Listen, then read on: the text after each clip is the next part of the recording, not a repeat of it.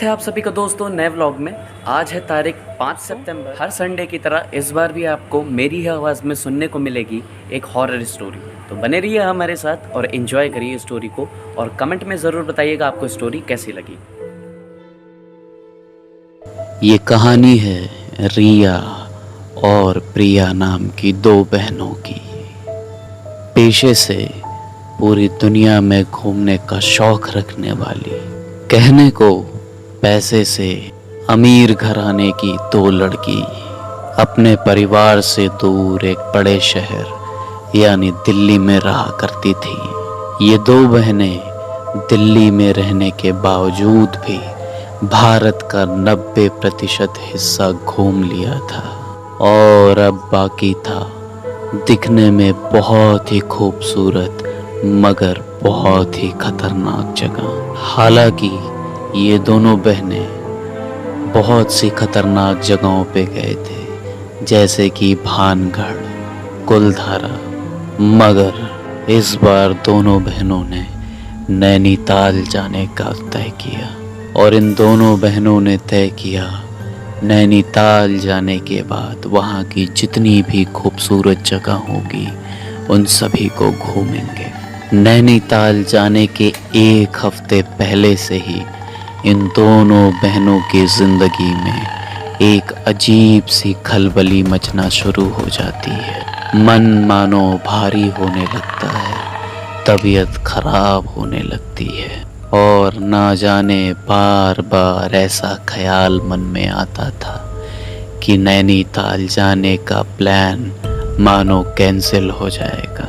उस नैनीताल जाने के प्लान में बहुत बार बदलाव भी किए गए, मगर आखिरकार वो दिन आ गया जब वो दोनों बहनें नैनीताल निकलने वाले थे। नैनीताल के लिए निकलने से पहले ही उन दोनों बहनों के साथ बहुत सी अपशगुन घटनाएं हो रही थीं। जैसे कि उस रात, जिस रात की सुबह उन दोनों बहनों को निकलना था, उनके दरवाजे के बाहर एक काली बिल्ली आके रो रही थी। रात के तकरीबन 2 बजे बिल्ली का रोना बहुत अपशगुन माना इन दोनों बहनों ने, मगर फिर भी इन दोनों बहनों ने जाना तय कर लिया था। रात में दोनों बहनें जाने की तैयारी कर ही रही थी कि अचानक से जोर जोर से इनके दरवाजे के बाहर बिल्ली के रोने की आवाज़ आई। दोनों बहनें डर से घबरा जाती हैं और एक दूसरे से यही कहती हैं कि बिल्ली का रोना तो बहुत अपशगुन माना जाता है। तो दूसरी बहन उसे समझाती है ऐसा ज़रूरी नहीं, हो सकता है कोई दिक्कत होगी। जैसे ही वो दोनों बहनें अपना दरवाज़ा खोलती हैं, सामने पड़ी बिल्ली उन दोनों को देख के ज़ोर ज़ोर से चिल्लाने लगती है। और जैसे ही वो दोनों बहनें उस बिल्ली के पास जाती हैं, वो बिल्ली भाग के दूसरी तरफ चली जाती है। और जैसे ही वो दोनों बहनें उस दूसरी तरफ जाती हैं, वहाँ पे बिल्ली होती ही नहीं है। दोनों बहनें ऊपर नीचे होके बिल्ली को खोजती हैं, मगर बिल्ली का कोई अता पता नहीं होता। पूरे बिल्डिंग के अंदर उस बिल्ली का कोई अता पता नहीं रहा। वो दोनों बहनें परेशान होती हैं, फिर अपने कमरे में जाती हैं और सोने के लिए जाती हैं कि तभी फिर से उस बिल्ली के रोने की आवाज़ सुनाई देती है। और अचानक से ही उठ के दरवाज़ा खोलती हैं तो क्या पाती हैं कि बिल्ली वहाँ पे है ही नहीं। दोनों बहनें घबराई हुई, सहमी हुई किसी तरह से सो जाती हैं। सोने के बाद उन दोनों बहनों को बहुत बुरा सपना आता है। दोनों बहनों को एक ही सपना आता है, मानो सपना उन दोनों बहनों से कुछ कहना चाहता है। दोनों बहनें सुबह उठकर अपने सपने को बताती हैं। उस सपने में वो लड़की यह बताती है, हम दोनों बहनें नैनीताल घूमने गए हैं और हम दोनों अपने होटल में सो रहे हैं और एक काली बिल्ली आके हम दोनों की जान ले लेती है। दूसरी बहन बहुत ज़्यादा हैरान हो जाती है क्योंकि दूसरी बहन ने भी बिल्कुल वही सपना देखा था। दोनों बहनें अपने दिल पे पत्थर रखते हुए यह सोचती हैं कि कहीं जाना गलत तो नहीं, मगर जाना तय हो चुका था। मगर फिर भी वो दोनों बहनें नैनीताल के लिए निकल जाती अपने ही कार से। कुछ वक्त बाद ऐसा होता है कि वो दोनों बहनें नैनीताल पहुंचने ही वाली होती हैं। नैनीताल पहुंचने के आधे घंटे पहले उन दोनों बहनों को बहुत ज़ोर से भूख लगती है। अपनी गाड़ी दोनों बहनें एक ढाबे के पास रोक के खाना खाते हैं और जब लौट के अपनी गाड़ी की तरफ वापस बैठने के लिए आते हैं तो रात के तकरीबन 9:30 के आसपास बजे होते हैं। रोड चारों तरफ काफ़ी सुनसान हो चुकी थी और ढाबे पर भी बहुत ज़्यादा लोग नहीं थे क्योंकि वो ढाबा एक हाईवे पे था। वो दोनों बहनें अपनी गाड़ी में बैठ के गाड़ी को शुरू करती हैं ही कि अचानक से खूब जोर से फिर से उसे बिल्ली के रोने की आवाज़ आती, मानो बिल्ली दर्द से करहा रही हो। और वो करहाने की आवाज़ बहुत बुरी थी। वो दोनों बहनें अपनी कार से तुरंत बाहर निकल के जैसे ही पीछे देखते हैं तो ये पाते हैं कि उनके पीछे टायर के पास एक काली बिल्ली मरी पड़ी है। दोनों बहनें ये दृश्य देख के एकदम डर से कांप उठती हैं क्योंकि वो मरी बिल्ली बिल्कुल दिखने में उसी के समान थी जो पिछली रात उनके घर के बाहर दिखाई दी थी। दोनों बहनें बहुत ज़्यादा घबरा जाती हैं। गाड़ी में बैठते ही वो दोनों बहनें हनुमान चालीसा चला देती हैं और मानो उस वक्त भगवान का नाम लेकर किसी तरह आगे बढ़ जाती हैं। तकरीबन आधे से 1 घंटे के आसपास नैनीताल का वो होटल आ जाता है जहां ये दोनों बहनों ने अपने रुकने का इंतज़ाम किया हुआ था। रुकने का सारा इंतज़ाम वो दोनों बहनें पहले ही कर चुकी थी। जैसा कि दोनों बहनें खाना पहले ही खा चुकी थीं, उन दोनों बहनों ने यह निश्चित किया कि होटल पहुंचकर हम दोनों सो जाएंगे। अगले दिन उठकर पूरा नैनीताल घूमेंगे और बढ़िया बढ़िया वीडियो बनाएंगे।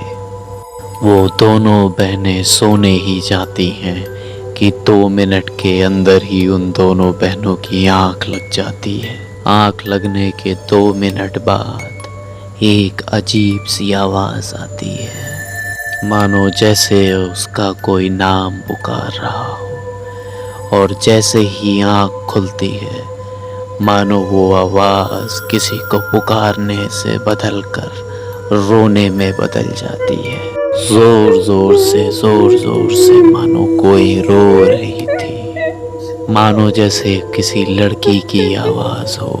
और वो लड़की बिल्कुल घबरा जाती है और उठते ही अपने आसपास देखती है।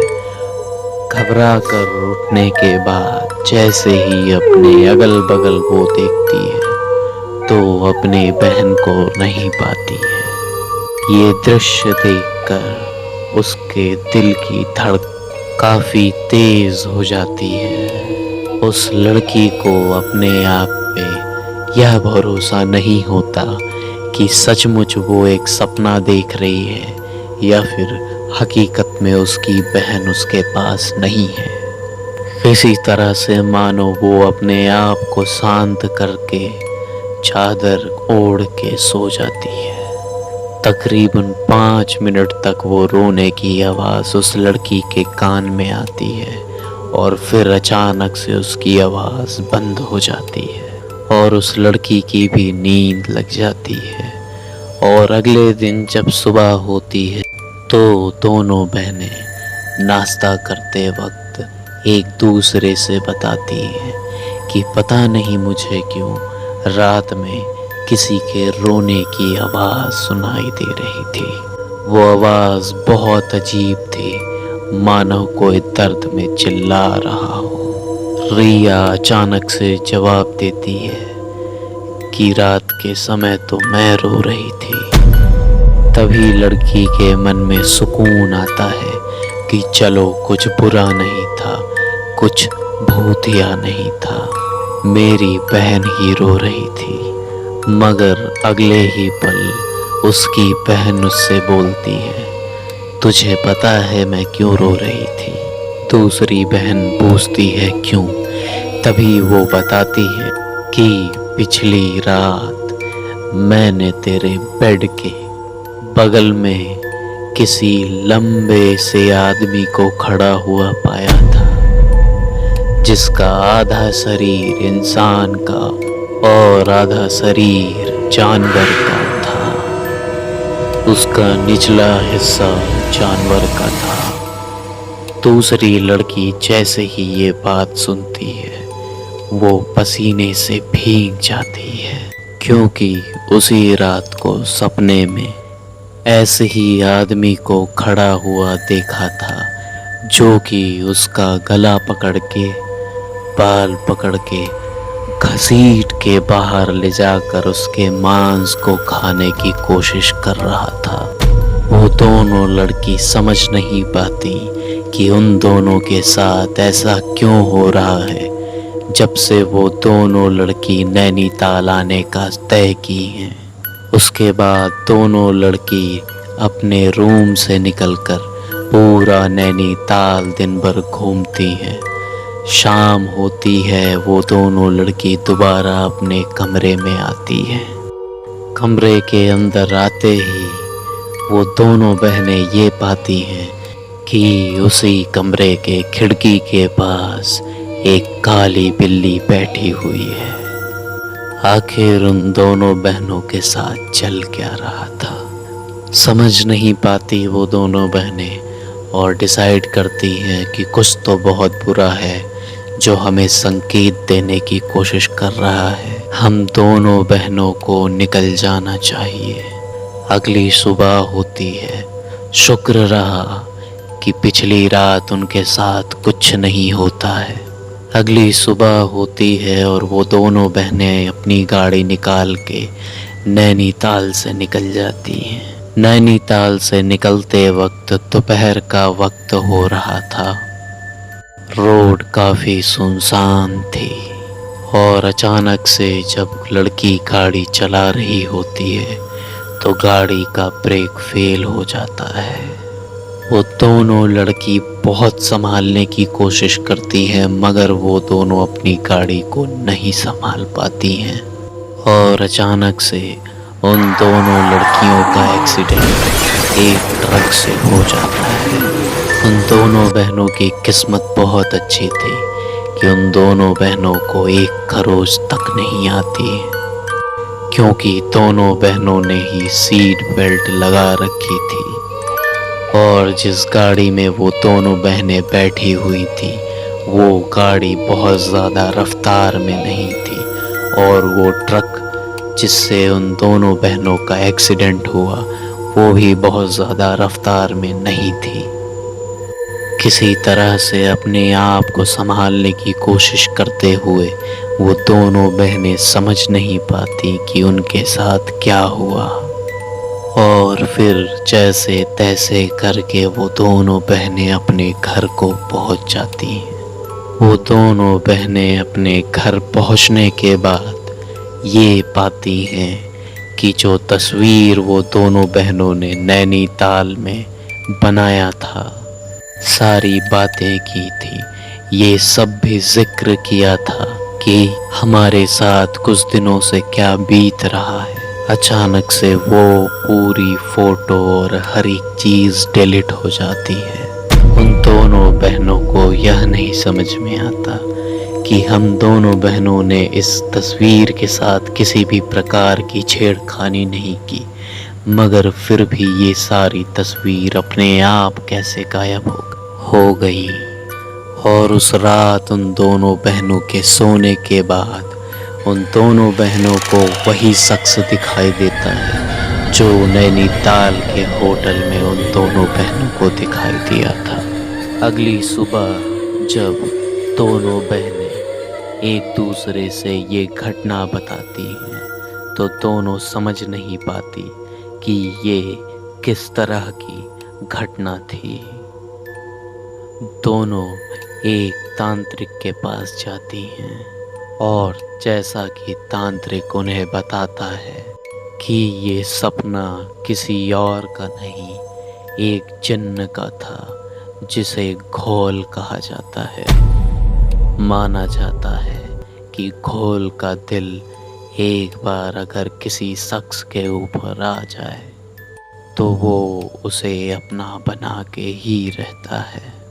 आज के इस दौर में भी बहुत से गांव में, कस्बों में इसी प्रकार से घोल की बहुत सी घटनाएं बीतती हैं। इसमें से कुछ घटना लोगों के सामने आ पाती हैं और ज़्यादातर उनके साथ ही ख़त्म हो जाती हैं। माना जाता है कि जब घोल किसी के ऊपर हावी होता है तब वह घोल अपनी दुनिया में उस शख्स को ले जाने के लिए हर वक्त का इंतज़ार करता है। माना ये भी जाता है कि घोल एक ऐसा जीव होता है, ऐसा जिन्नात होता है जो इंसानों का मांस खाता है, जो आधा जानवर और आधा इंसान की तरह होता है, जो कभी कभी पूरे जानवर का रूप भी धारण कर लेता है।